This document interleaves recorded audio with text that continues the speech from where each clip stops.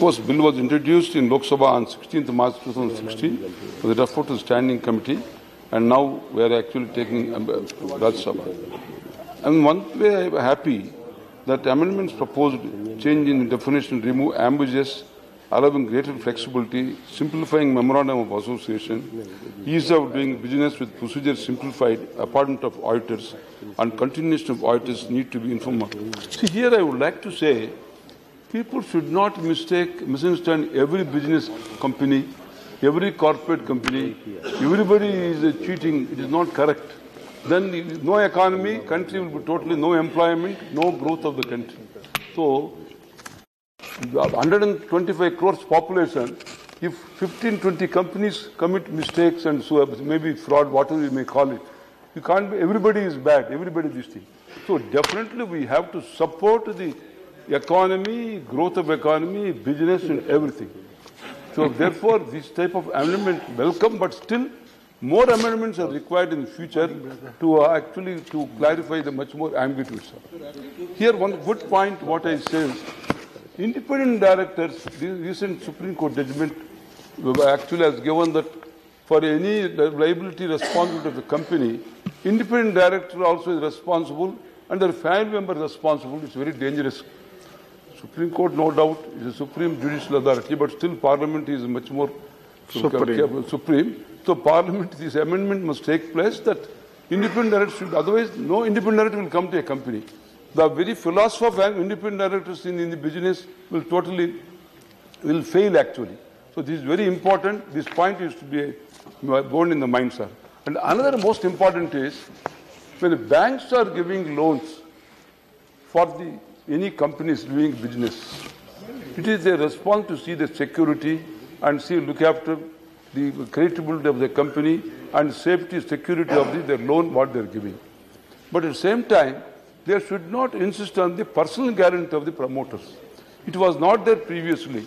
Recently, because some few companies committed over business, over trading, and they got stuck into problems, and they are declared as the actually cheaters, which may not, I won't agree. A company which is in bad shape is not a cheater. This is because circumstances. Sometimes industry may fail. It's a system. For example, take the power sector. In the power sector, thermal power sector, when there was privatization taking place by the government of India about 15 years back, in the country, everybody was in a queue to start the thermal power companies. And everybody borrowed money. When they started construction projects, suddenly this demand disappeared. They went to the other concerns, the hydro, and also in the new system, this conversion energy, non-conversion energy. So with this, thermal power all collapsed. Then all the people who have borrowed money from the banks, they are in a very, very bad shape. It doesn't mean they have cheated. Therefore, I would like to classify people who are got stuck due to circumstances and who are in trouble and troubling banks also one section. Some section who was also willful defaulters, willfully they also siphoned money, that may be very little section. So we have to bear in mind that also, and we must see that banks should not insist on the promoters to give the personal guarantees. Then another last point, what I would like to say, most important is, when the promoters are running the company, see, a company is formed with the promoters, and also other directors also will be there. But it is the promoter responsibility to see company go smoothly. Sometimes promoters may give their personal properties also as security to the banks. So therefore, there is nothing wrong if a promoter also borrows some money from the banks, from the companies, and company also gives money to the promoter gives to the company, there's nothing wrong. So restrictions should go. Now I am happy that this amendment, there is a proposal that yes, with a special resolution of any board, they can allow the promoters also to borrow money, which is a very welcome factor, I must say. Then lastly, I must also appreciate the provisions relating to forward dealing with insider trading to be omitted from the Act.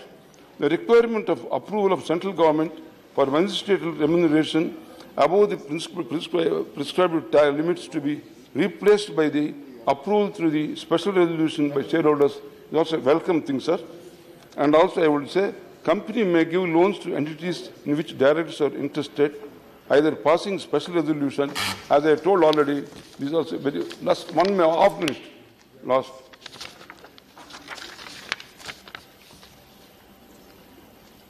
And also I say, remove the restrictions on layers of subsidiaries and investment companies, allow for exempting class of foreign companies from registered and compliance regime under Act. These are all welcome factors. So in conclusion, I say, this is the actually united effort of every political party and every citizen of the country to make the country's business grow and economy grow and employment grow. It's all interlinked.